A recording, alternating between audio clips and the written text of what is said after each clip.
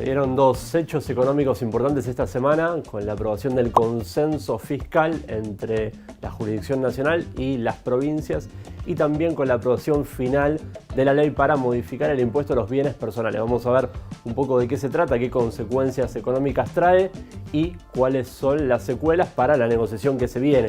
En primer lugar, se dio la revalidación del consenso fiscal. Esto tiene el propósito de armonizar los sistemas tributarios entre las provincias y el gobierno nacional. Estamos en un estado federal donde las provincias tienen autonomía en la fijación de los impuestos y a veces tratar de ordenar, tratar de darle homogeneidad a la estructura tributaria de las provincias es importante porque no puede pasar que una empresa en una jurisdicción pague determinada carga impositiva y en otra jurisdicción, a unos kilómetros de distancia, pague algo muy distinto. ¿Qué es lo que se establece en este consenso fiscal? Bueno, se establecen topes máximos para las alícuotas que se pueden cobrar, tanto de los impuestos al sello como de los ingresos brutos, que es un impuesto que es bastante distorsivo, no es de los mejores impuestos en una estructura tributaria sana, pero forma parte del núcleo de la recaudación de las provincias. En la mayoría de los distritos explica entre 7 y 8 pesos de cada 10 de recaudación total, con lo cual es el eje de la recaudación de las provincias. ¿Implica un aumento de impuestos? Bueno, no. Para la gran mayoría de actividades, sacando las vinculadas a la intermediación financiera y bancaria, no está previsto un aumento de alícuotas. Por eso es llamativo que una de las principales jurisdicciones como la Ciudad de Buenos Aires haya mantenido una postura reticente a validar este consenso. Es la única jurisdicción que se ha opuesto, que ha manifestado una postura contraria, lo cual hace pensar que se explica más por una motivación política que por un aspecto estrictamente técnico.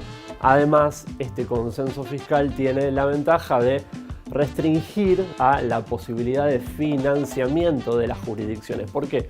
Porque en años anteriores las provincias podían salir a endeudarse en dólares, salir a los mercados a emitir títulos de deuda y eso terminaba siendo un boomerang que años después se les volvía en contra con una carga de endeudamiento muy significativa.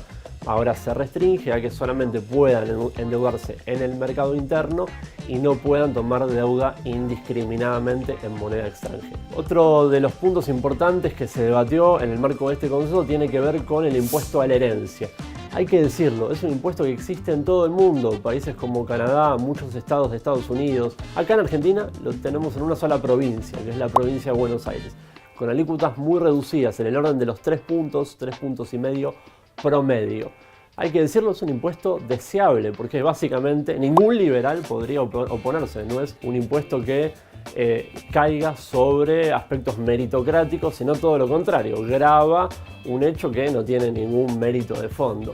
El día miércoles también se aprobó en el Congreso Nacional definitivamente la modificación del impuesto de bienes personales, un impuesto también sumamente deseable para una estructura tributaria más progresiva. Hay que decirlo, es una modificación que no incrementa la carga tributaria. Lo que hace es sacar a más de 100.000 argentinas y argentinos del pago del impuesto, alivia la carga para otros 400.000 y sí lo que hace para compensar, para que no haya una reducción de la recaudación es gravar en mayor proporción a los megamillonarios de Argentina. El 0,04% de la población va a pagar más impuestos de bienes personales. Son patrimonios que exceden los 100 millones de pesos o los 300 millones de pesos.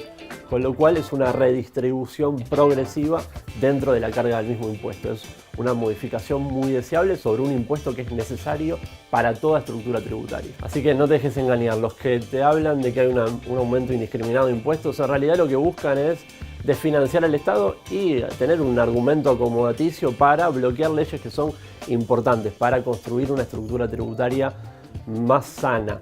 Argentina tiene un montón de desafíos, tenemos realmente un Frankenstein en materia impositiva. En primer lugar, lo que más hay que ordenar es el solapamiento entre diferentes jurisdicciones. Eso es algo que no se resuelve un día para el otro, hay que hacerlo, pero definitivamente estas modificaciones sobre bienes personales y sobre el consenso de tributación con las provincias son deseables.